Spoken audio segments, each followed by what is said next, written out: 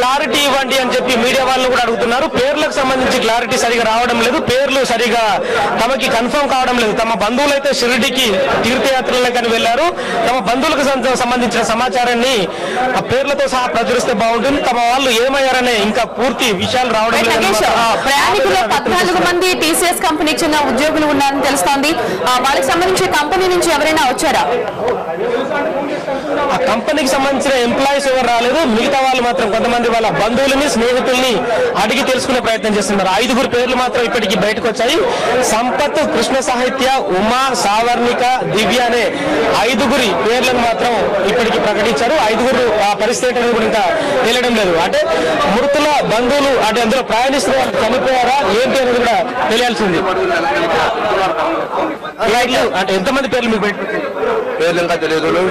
తెలిస్తే కనుక మేము ఇన్ఫార్మ్ చేస్తాం. స్వామి మేనేజర్ వెళ్ళాడు, ఇంకేం తెలుస్తుంది ఏ విషయం అనేది.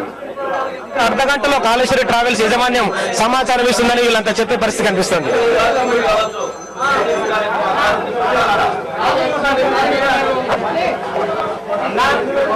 మీరు రైట్ సైడ్ విజువల్స్ లో చూడొచ్చు. అక్కడికి చేరుకున్న ప్రయాణికుల బంధువులు ట్రావెల్స్ యాజమాన్యంపై తీవ్ర ఆగ్రహాన్ని వ్యక్తం చేస్తున్నారు. సరైన సమాచారం ఇవ్వకపోవడంతో వాళ్ళు చాలా కోపంగా మాట్లాడుతున్నారు. అయితే పోలీసులు వాళ్ళని సముదాయించే ప్రయత్నం చేస్తున్నారు. ఇప్పటి వరకు అయితే ఒక కరెక్ట్ ఇన్ఫర్మేషన్ అయితే తెలియట్లేదు.